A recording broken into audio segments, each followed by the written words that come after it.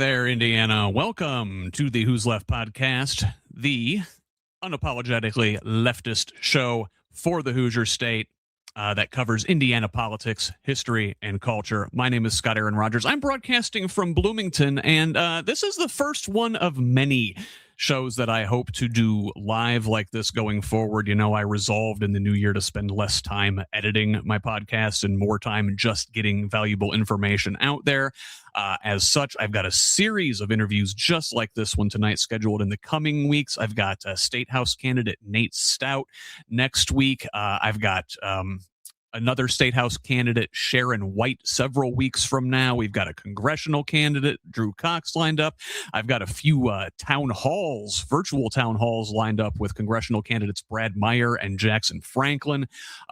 My Labor Radio's Mark Gevaart is going to be here in the coming weeks. The incredibly talented Indiana's own Dana Black is going to be here a few weeks from now as well. So lots of big things here on the horizon at Who's Left and on the Progressive Indiana Network. But first, tonight, my guest is Jared Stancombe. And Jared ran for statehouse down in the Lawrence County area in 2018, and for the last 5 years, he has been working in D.C. in cybersecurity across the Big Four, working with Fortune 500 clients, the federal government, and nonprofit organizations, working on to focus on solutions to complex social and technological problems, from countering terrorism, addressing the education achievement gap, global health equity, and addressing cybercrime and geopolitical competition in cyberspace.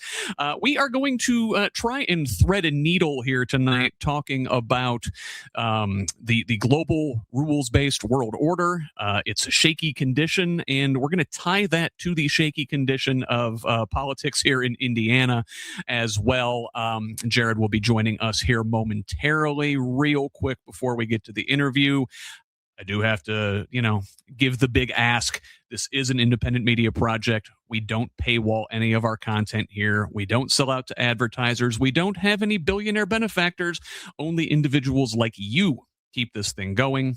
It is a foundational principle of Who's Left and the Progressive Indiana Network that we refuse to hide valuable information behind paywalls in the middle of a political crisis, even if that's not to our financial best interest. So, to that end, please, if you find value in this work, go to progressiveindiana.net.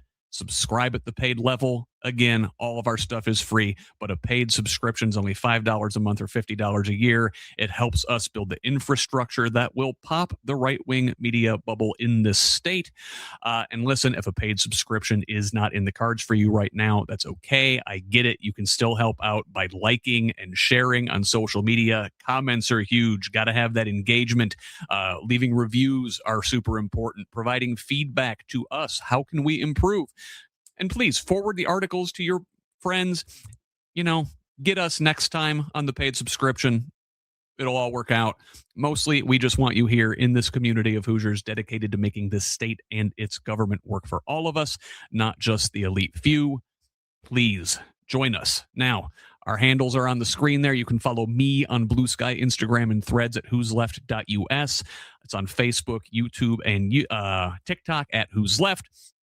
Progressive Indiana Network, their handle, full name spelled out, Progressive Indiana Network, but on Blue Sky and TikTok, where you don't get that many characters, it is PIN Indiana. Please help us grow with a follow wherever you're at. Tell the others.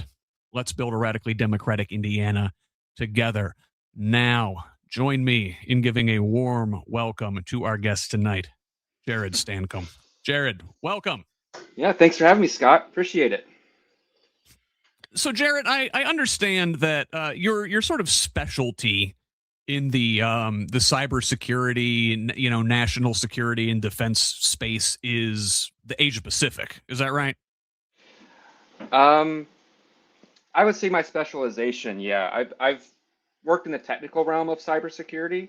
For example, when I worked for a major bank, I had a major bank as a client. It was during the Russian invasion of Ukraine, like right when it happened.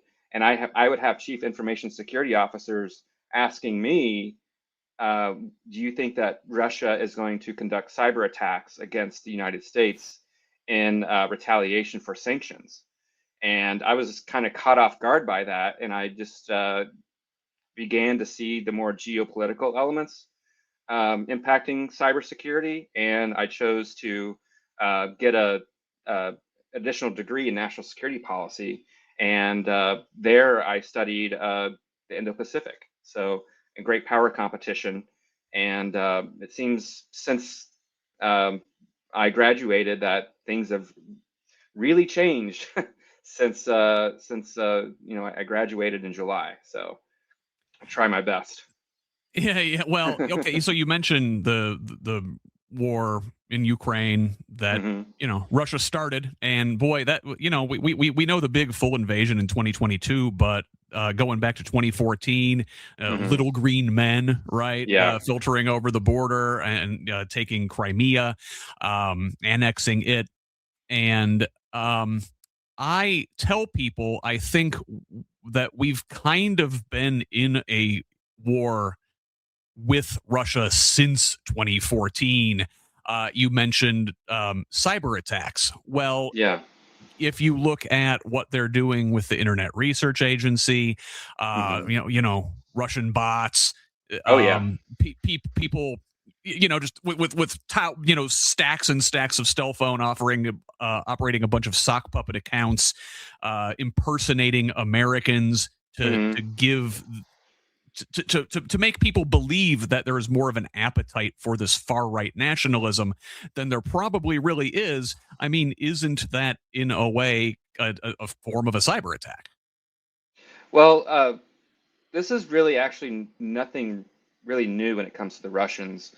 Thomas Rid is at Johns Hopkins School of Advanced International Studies, and he wrote a book called Active Measures, detailing the history of Russian disinformation operations since around the beginning of World War I to present. So the Internet Research Agency, though, really allows Russian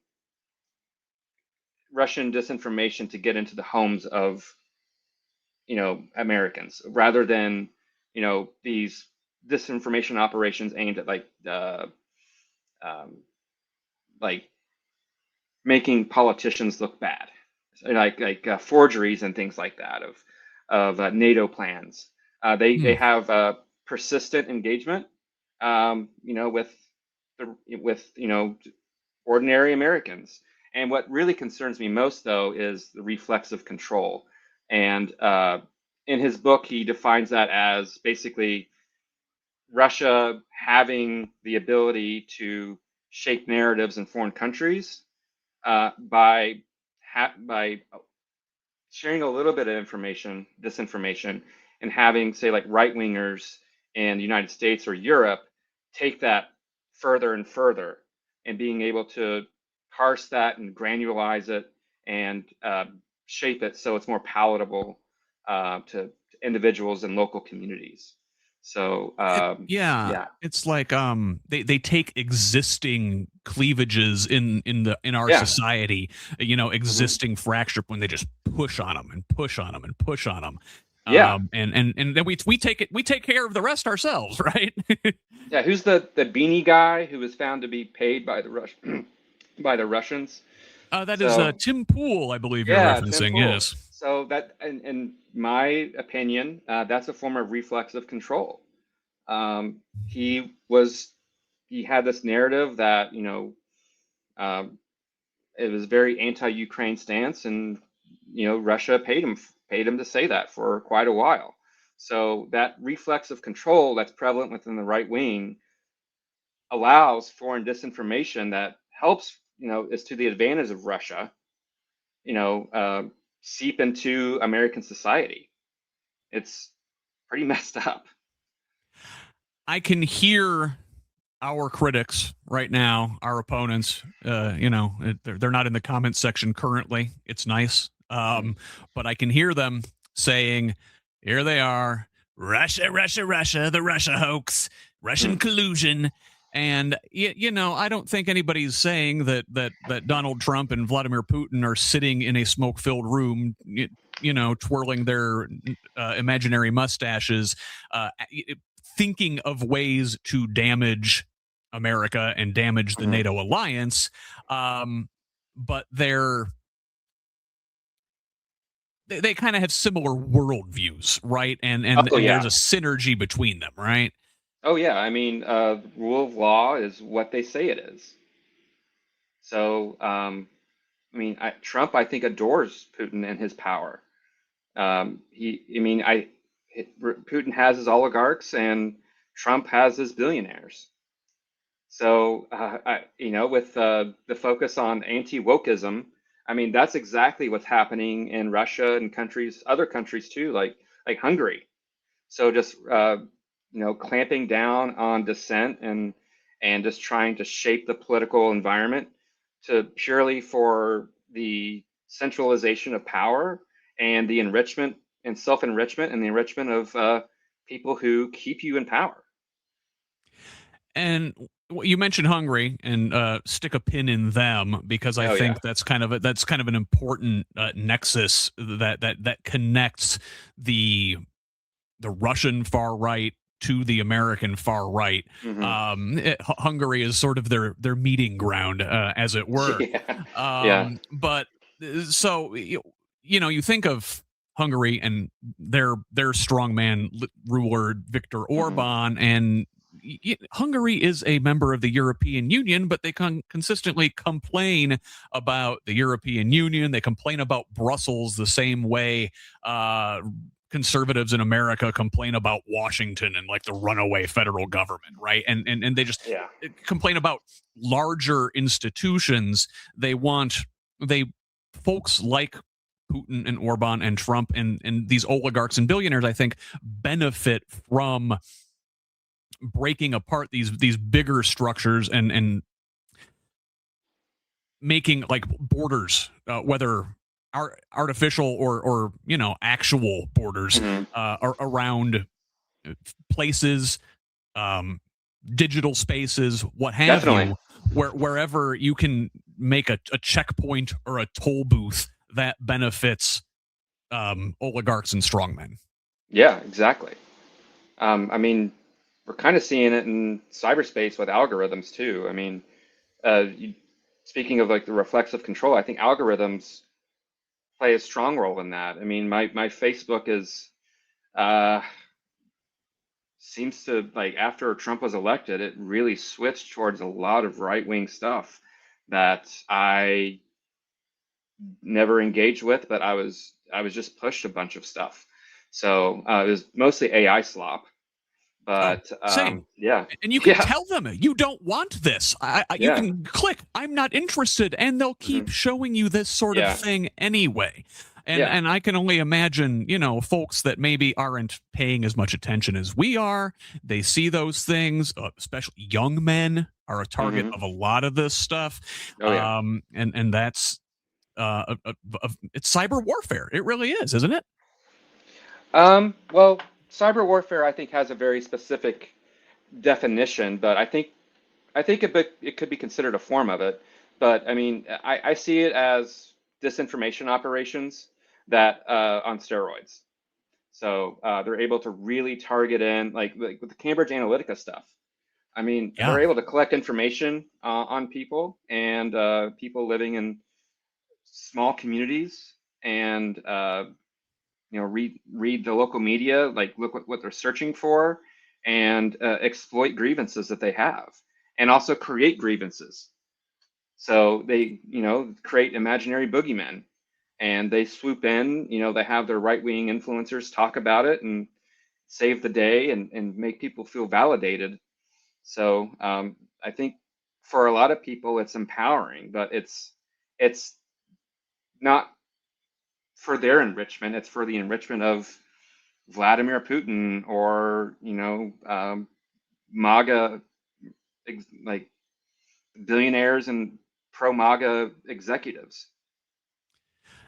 Well, yeah, and those folks, it's a big club, right? And we ain't in it. It's kind of a cartel. You've got the Russians, obviously, which we talked about, but you've also got like your Gulf petro states who are very much deeply tied to Trump. And the energy industry in our country going back to the 70s, the Powell memo, the Heritage Foundation, Reagan's campaign was largely propped up by, Texas oil billionaires, Yeah. right? And Russia's biggest exports oil, the Saudis, the Emiratis, oil, Venezuela now, oil.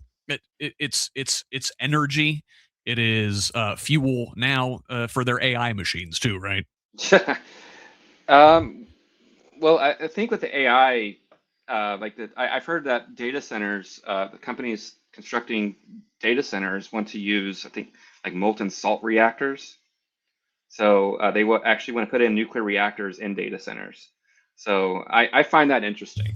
But the whole oil thing, I mean, people in foreign policy circles call Russia, China's gas station. So, but with the Gulf states too, I think Trump is strongly attracted to dictators and leaders in the Gulf states. He loves the gold. He loves, the luxury. He loves, how powerful they are. And he's spent a lot of time there, and he speaks very highly of them, even though Saudi Arabia is a very repressive society, and other countries, Bahrain, Qatar, I mean, all have repressive governments too that have, I think, strong media control. I mean, state-owned media. So they're able to shape their own narratives too and crack down on any dissent. And this what we're describing, and you mentioned China, and like where they fit in this is kind of unusual, because you mentioned that Russia is like China's gas station, you say, but they're also leading on renewable energy. Yes. Yes. And like where do they butt up against this the international oil cartel that it seems like the United States and the Gulf states and Russia are sort of forming into? Well, I think it's I, I'm thinking that I'm coming to believe that sanctions aren't being as effective, and they need to be more targeted against lead repressive leaders in these countries, particularly Russia, with the oligarchs and everything, the leaders of the executives of all these gas companies. I mean, they don't know where their yachts are, and nothing really has changed economically in Russia in 20 years. So people are living in squalor. So, but I see the relationship between China and Russia, sure, not necessarily ideological, but China having an immense need for oil just to keep pace with its long-term plans. So China has a long-term plan. I think Xi called it the national rejuvenation, where they want to become a global superpower by 2049, and they want to have military capabilities basically around next year. They want to have the military readiness to invade Taiwan. So, and they're actively working on that. And they've been conducting military exercises. They've been dramatically increasing the size of their Navy. Their air defense systems are prevalent. They have a lot of radar systems pointing in the Indo-Pacific. They have missiles like the Guam killer that can reach Guam and attack our bases throughout the Indo-Pacific. And they have standoff weapons too that can potentially take out a carrier strike group. There was a military exercise or a war game that the Center for New American Security did with, I think, the Senate Foreign Relations Committee, where the Red Team, the People's Liberation Army team, launched a nuke high above the Pacific to create what's called a high altitude magnetic pulse that basically took out all computer systems in the Pacific. So yeah, I don't know where I was going with that, but Russia is really building its capabilities, and they need a lot of oil to do that. They need, for their ships, for their aircraft. They have a lot of need for the military and also to fuel their economic growth. But they are becoming the world leader in electronic vehicles and renewable energy. And while Trump is focused on oil, I think the world is moving on, and they're Yeah. seeing the benefits of renewables. They're seeing, the return on investment, and Trump doesn't even believe in climate change. So, I Well, mean, they believe in it enough to know that Greenland and the glaciers there are melting, and there's going to yeah, be access to rare earth minerals and Arctic shipping lanes. I mean, I think these guys that's true. know Yeah. goddamn well, especially with the oil industry folks. They knew that climate change was coming decades Oh ago. yeah. Yeah. Going back to at least the 1950s, they knew that this was going to happen. They kept it under wraps. They hid it from us the same way the Mhm. tobacco companies kept the fact that tobacco caused cancer Yeah. Yeah. under wraps. I mean, frankly, if the insurance companies that are getting hosed by climate change and all the claims that are going to come in from areas affected by that, they could they and should sue the oil companies out of existence. But I guess that's a whole other episode. But Yeah. I mentioned Greenland, Yeah. and we see, it varies from day to day where we are on this thing. I guess yesterday Trump backed down, sort of, as it were. Yeah. But again, this fickle old demented man could change his mind, any minute. Yeah. But this entire thing threatens the global, international rules based order that has been in place since the end of World War II. And listen, um, it has its faults. We always didn't necessarily play by all the rules that we wrote, Yeah. but generally, hey, we haven't had another world war in the last 80 years, so that's great. But NATO falling apart, this global peace thing that Trump's putting together is potentially a threat to the UN. I mean, how significant is it that these institutions are under threat? I wouldn't say they're under threat. I think that just the retreat of the United States from multilateral institutions, like, say, the Global Forum on Cyber Expertise, I mean, that helps inform cyber norms, like governing the use of um, offensive cyber operations, cyber attacks. So making sure that, say, critical infrastructure isn't targeted, like hospitals aren't targeted. So but it seems like there's a retreat in, at least what I've seen, in UN forums related to cybersecurity and related to climate change, and I think some on immigration and refugees. So, but I think I think the world is going to move on, and there's going to be other countries that fill the void, especially China. China is very invested in components of the UN, especially the International Telecommunications Union, to further Huawei, and Mm-hmm.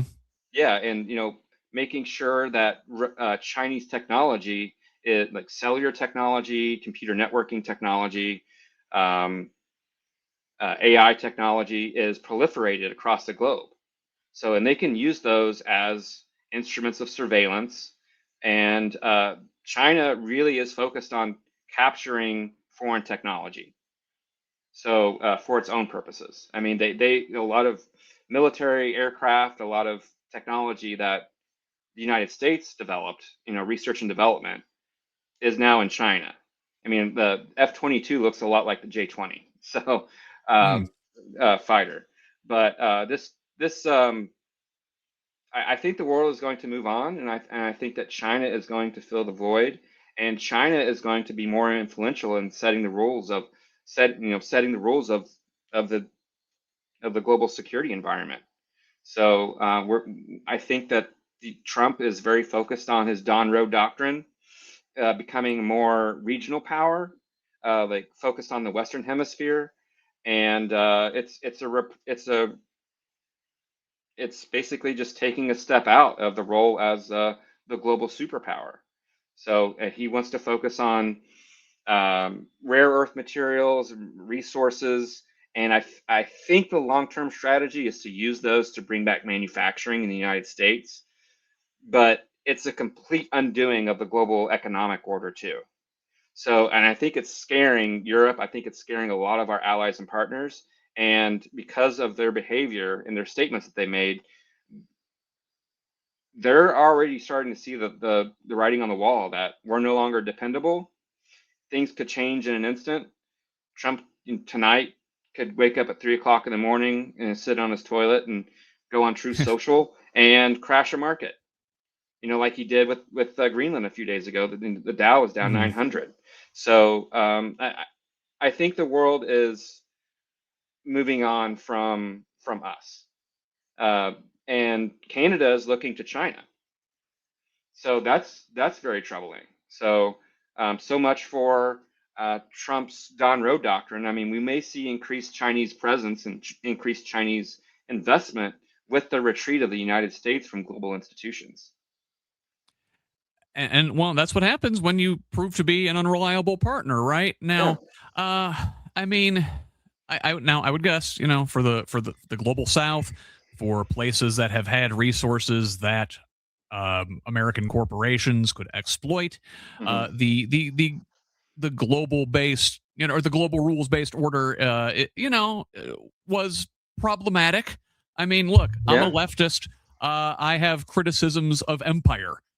So I think a lot of us on the left are like, well, yeah, the American empire shouldn't be a thing. Yeah, we should have global democracy. But I think what we're describing is somehow even worse than our empire. We're talking about these spheres of influence. It's like a new colonialism, like cyber colonialism or something. No, I mean, I think that the rules-based international order was in decline. It has been in decline for decades. It's vulnerable. Trump is stepping on the gas pedal to make sure that it meets its demise during his presidency, and he wants himself to be. He wants the world order to be shaped around him. I mean, with this board of peace, whatever it's called. I heard that like Netanyahu and Putin and basically leaders of every country that has had a conflict over the past couple years, it has been invited to this, and it's focused around rebuilding Gaza. They're not rebuilding it; they're going to colonize it.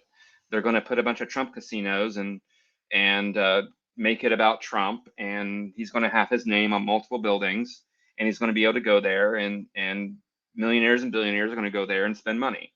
And that's what it's all about. It's about enriching himself. So, but I do see other countries like building their own spheres of influence. China and in the Indo-Pacific. I think that there's Bessent said at Davos that his main concern is Taiwan because of the presence of TSMC and semiconductor production. But with this emphasis on bullying countries with rare earth materials, I think they're going to try to move that semiconductor production to the United States, but that's going to take decades. That's not going to happen during the Trump presidency. That's going to happen long after he's gone and we get that big beautiful obituary. So I think they're trying to think long term, but it doesn't quite make sense to me. So with Taiwan also has a very strategic geographic position in that it's located in an area that basically is the key to the rest of the Pacific. So shipping lanes could be impacted. There's, they want to increase the size of our Navy. They actually want to increase the defense budget by $500 billion, which is nuts. That's like 50%. That's huge. Yeah. So they on top of already huge. Yes. Yeah. So I think that we're looking at a more militarized foreign policy and while simultaneously retreating from the global international order and also human rights too. The Biden administration focused on they had a narrative of democracies versus autocracies. I don't think that's this new global security environment is going to respect human rights at all. I think it's going to be purely about interest. And Trump has already been cozy to Putin, very cozy to Putin, and also becoming more cozy to Xi. So I just don't think that matters anymore. Like with the Uyghurs in China, they've been putting them in concentration camps. There's talk of genocide that's been happening for years. I mean, they put them in concentration camps, re-education camps, and that's been a main cause of concern. That was a main cause of concern for like the Obama administration and for the Biden administration in criticizing China. But I don't think that's not happened during the Trump administration. I think that it's going to be No, he's human rights building our agnostic. own. Yeah, and he sees. European countries are strongly believe in human rights. I think he just sees it as woke bullshit. I mean, he's all about just like furthering his own interests, self-aggrandizement. So yeah, I mean, the rules-based international order is not going to be values-based or morals-based. It's going to be based on spheres of influence and what you can get out of your sphere. So in terms of resources, in terms of capital, and it's a recroachment. So I see China fully exploiting this, and they have long-term plans, and I'm sure that those are going to be accelerated because the United States is in retreat. What we're describing basically with Russia and China and a more authoritarian America. If you look at the Gulf states, Erdogan in Turkey, Modi in India, even Netanyahu has these tendencies in Israel. Bolsonaro in Brazil, they did something about him, but that strain of autocratic impulse still exists there. Lula's an old guy; he's not going to be around forever.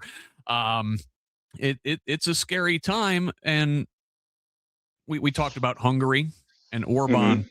And that sort of being the nexus between the American far right and these other ethno-nationalist movements, and the CPAC, the Conservative Political Action Conference.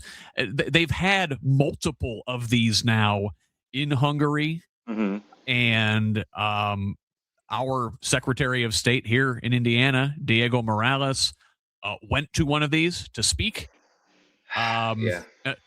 His wife is Hungarian. Now, don't sue me. I'm not saying anything. I'm not making any accusations, but there are connections there. But even if there aren't actual Hungarian intelligence telling Indiana what to do, we're emulating them here in our own way. The gerrymandering. I think we invented gerrymandering in the United States, but Orban's Hungary has taken the ball and sort of run with it and perfected it. And now we here in Indiana, in other states, are being more shameless with it. Now, thankfully, last month in December, our state legislators defeated this gerrymandering gambit. But I mean, still, there are a lot of what author David Pepper describes as a laboratory of autocracy, and Indiana is one of these. Red states are sort of proving grounds for moving the ball in an autocratic way.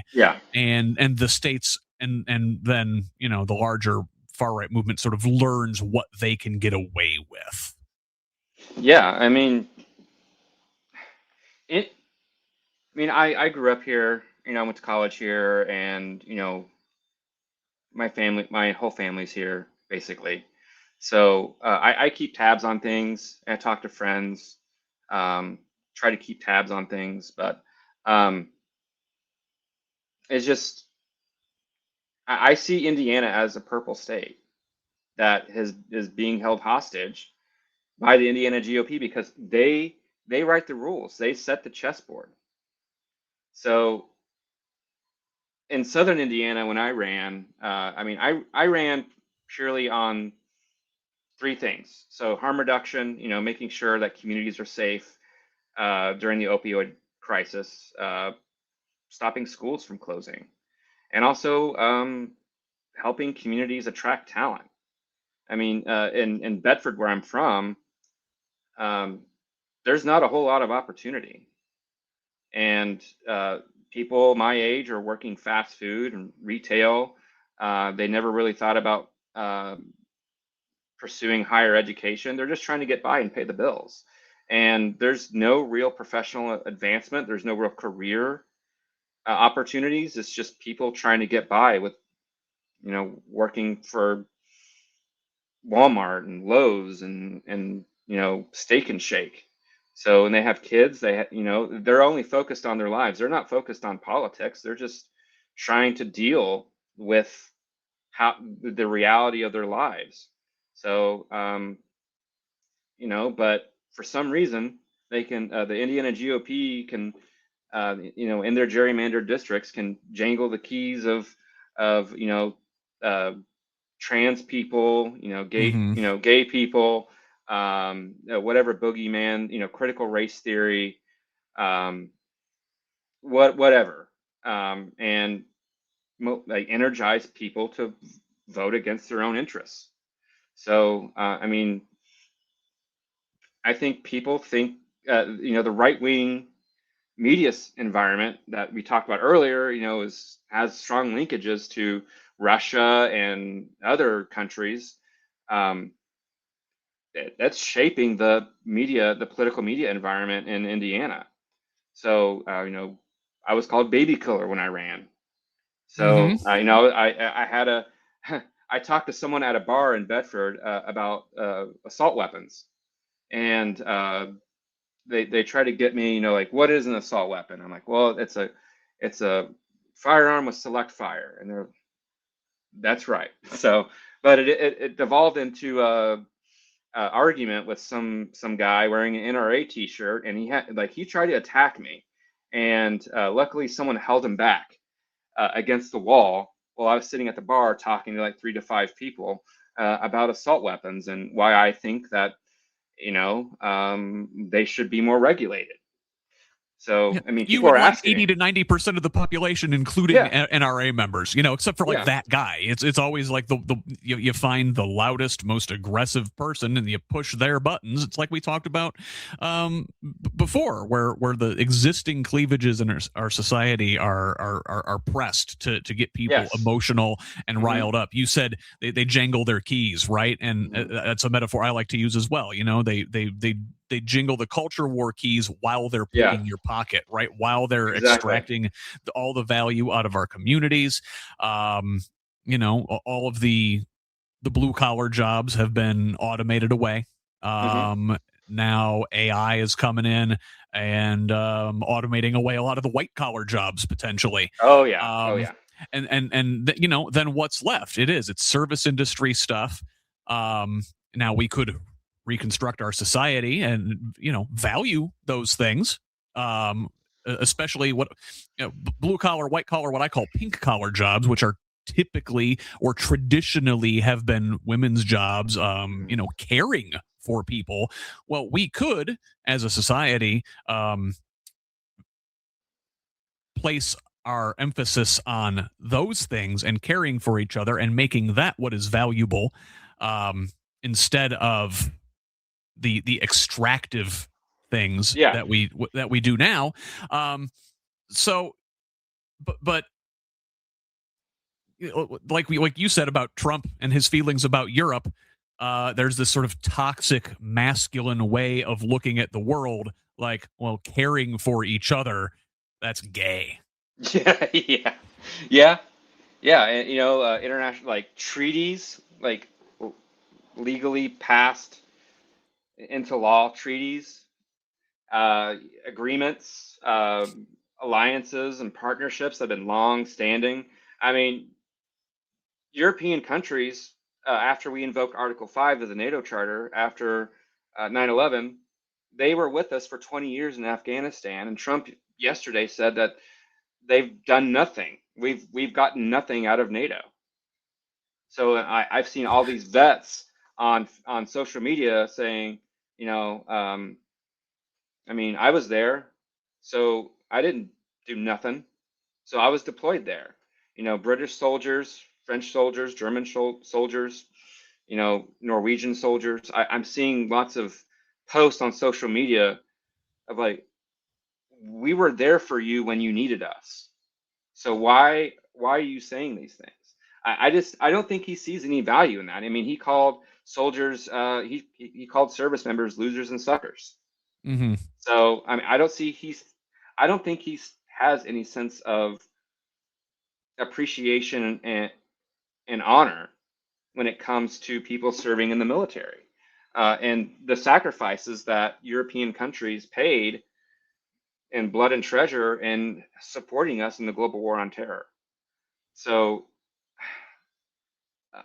and you would think Todd Young would speak up, but Oh, no. Todd Young, man, Yeah. that guy, such a spineless weasel. Like, he'll feign concern. He'll act like he cares about these things, but when it really comes down to it, in the end, he always goes along with Trump. Yeah. Yeah. Never stands up. He's an appeaser. And there there's a bipartisan strain of appeasement, I think, in Indiana, Oh yeah. when confronted with this MAGA authoritarian sort of strongman movement. It's what I think of as like living in an abusive home, right? You Yeah. think, oh, if I make myself Yeah. small, if I go along to get along, they won't pick on me. They're not going to Hmm. beat me up this time. But like, you still are in an abusive situation if you do that. If you don't stand up for all of the talk about strength and um, violence and standing up and standing on your own, and a rejection of the working together. Yeah. I find that there's a whole lot of caving, and it's us folks who are you would think of. We carry ourselves as internationalists, as people who want to build um, multilateral structures, who want to cooperate, who want Hmm. to build human centered things, and it's up to us to, in the end, stand up and be strong and punch the bully back. Well, punching the bully back, in my experience with the Democratic Party, like the go along to get along is exactly what I saw. Don't rock the boat. Don't put out bold positions. Don't make bold statements. Don't stand for much of anything. Don't don't piss off Republicans, because you'll mobilize them and they'll vote against you. So when I ran, I talked about um, giving safe supplies to people who use heroin, so that people could be safe from HIV and hepatitis C. I mean, there were over a dozen um, public health emergencies in Indiana because of hepatitis C, hepatitis A, and even HIV. So and harm reduction is literally the most conservative, economically conservative part of the solution. Costs nearly nothing. Someone with hepatitis C costs it costs $80,000 to cure them, and it costs $1 million to treat someone with HIV.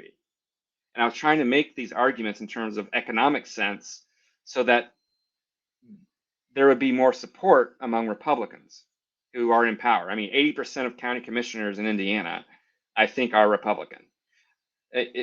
But with Democrats, there was a lot of pushback on me supporting harm reduction when I saw it as one of the most progressive things I could advocate for.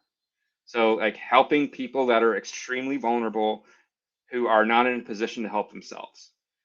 I mean, they can't pay for their treatments. So many of them are unemployed. Many of them are in and out of jail. Many of them have mental illnesses. They can't keep a full-time job. They don't have health insurance. So how do we help these people? And the solution in Lawrence County with the county commissioners was let the hospitals handle it. Well, the hospitals haven't handled it. It's the prison system. It's the criminal justice system that's handled it. And they're forcing people in treatment. Drug courts, I have a very mixed opinion on. But in my experience, people go through the motions. They get into debt because they're paying for probation fees. They're going to payday loan centers to pay for the court fees. And they're going back out because the stress of it's too much. They're not getting enough support. So like, I was advocating for this, but at the same time, the Democratic Party was telling me, this is too sensitive of an issue.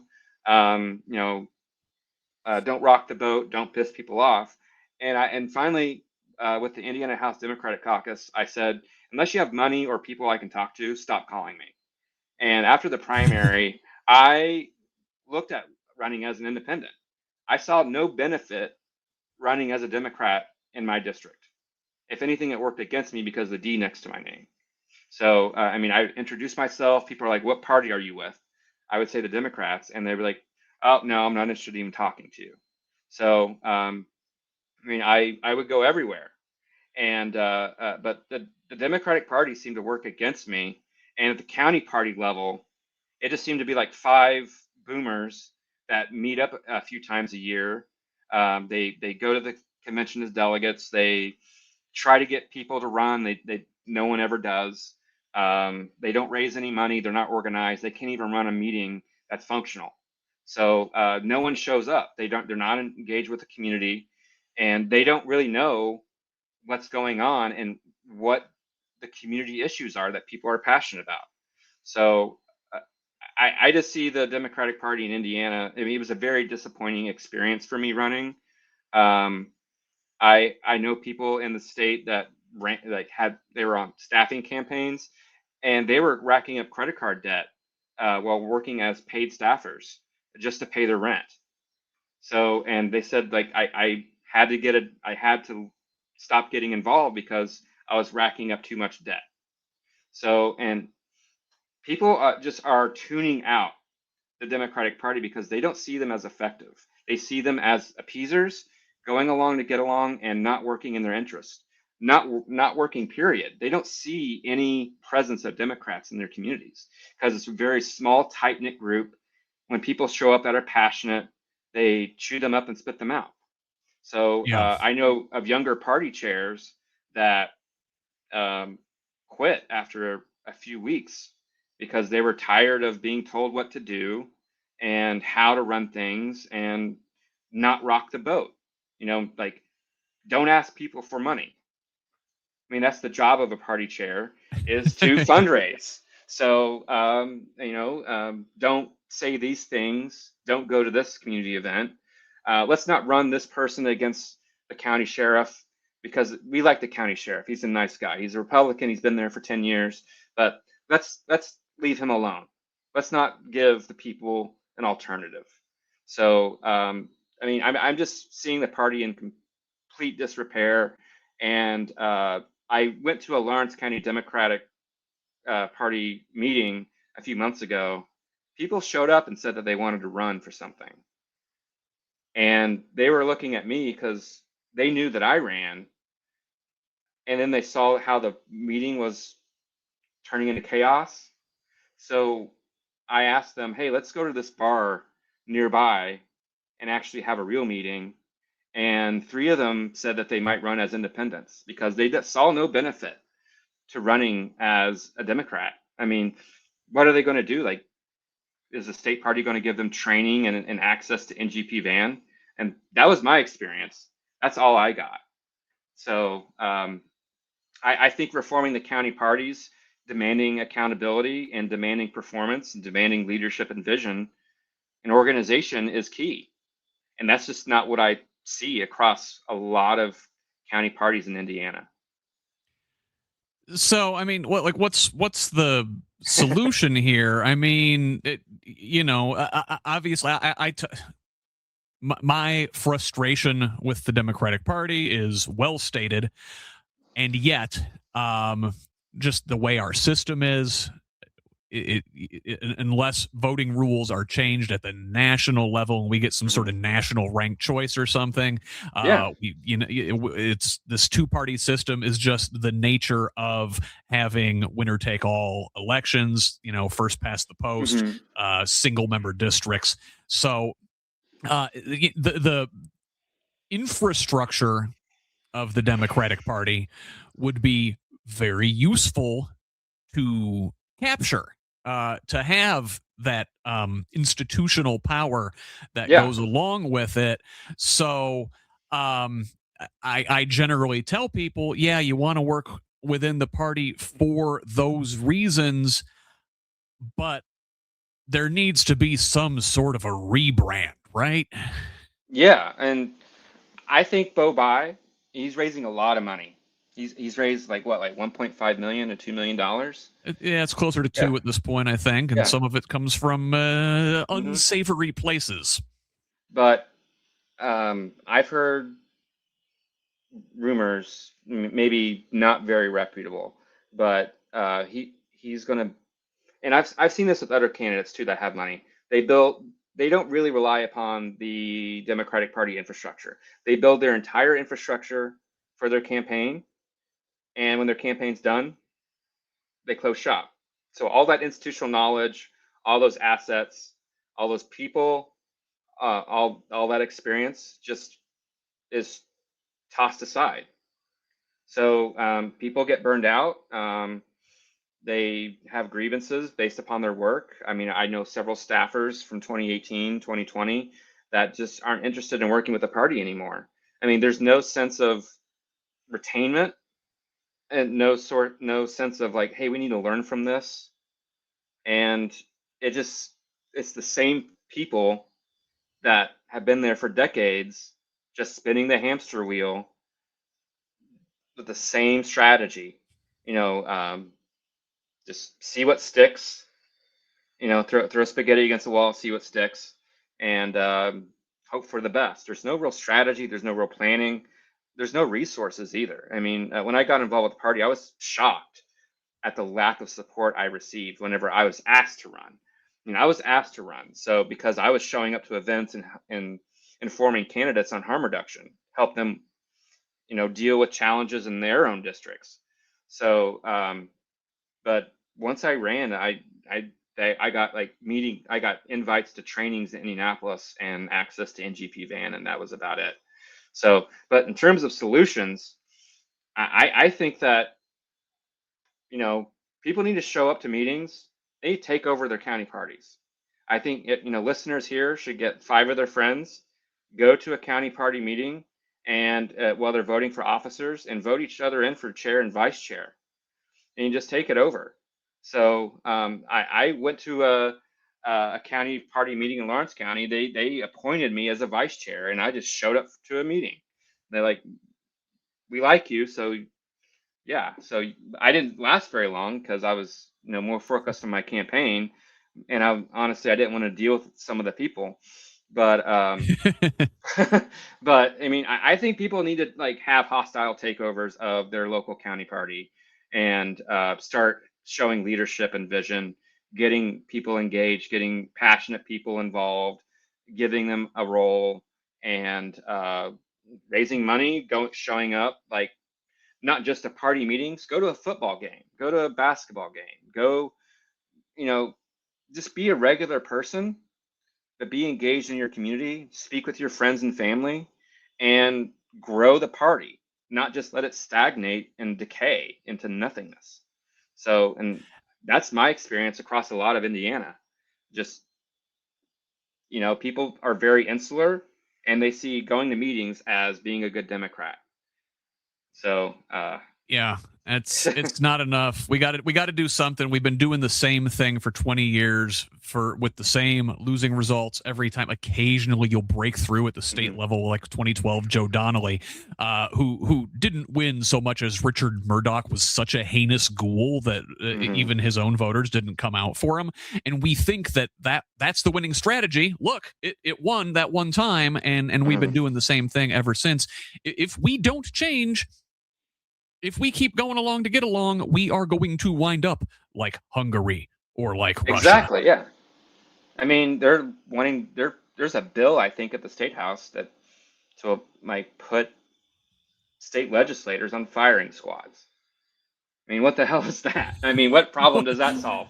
So, I mean, they're attacking trans people. They're jangling the keys.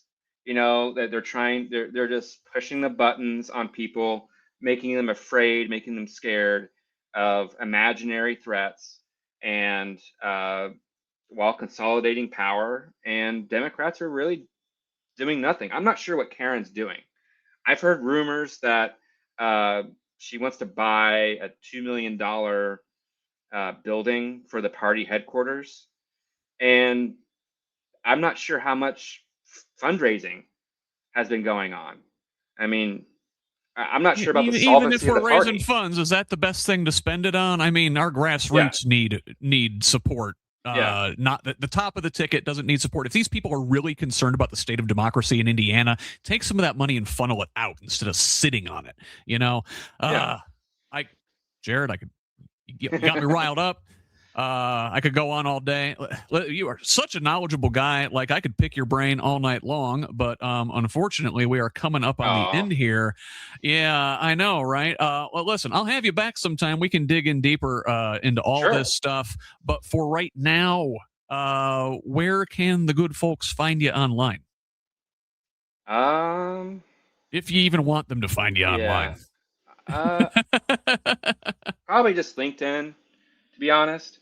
I do have a Facebook, but after my run, I try to keep it kind of close to just friends and family.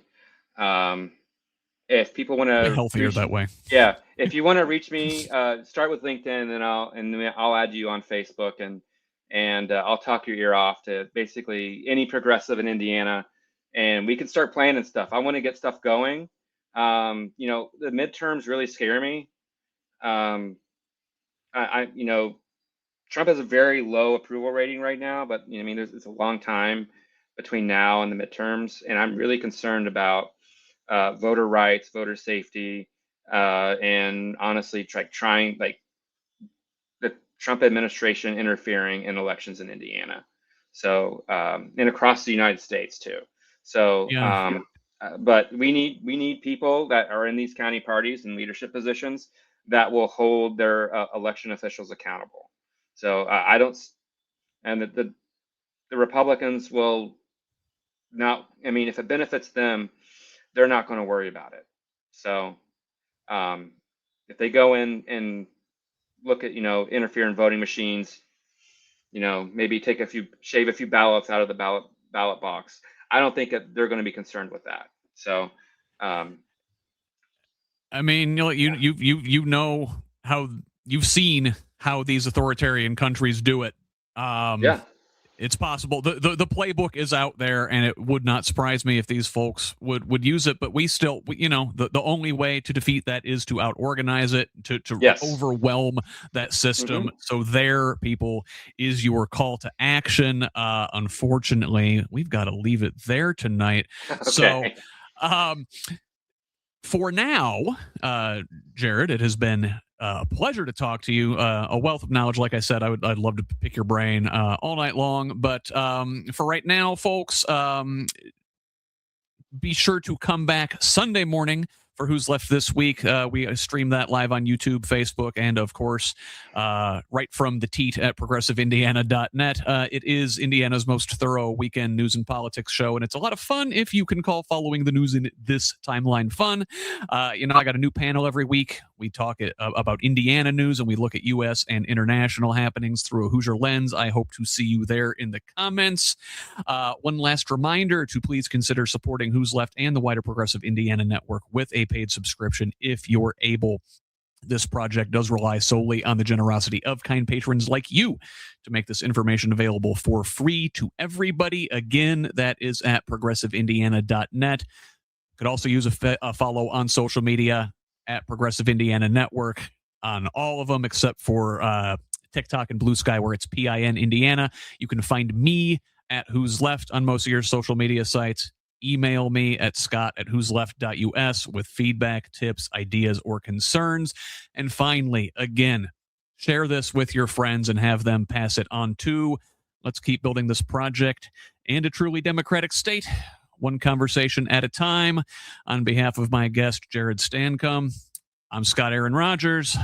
Love each other, Indiana.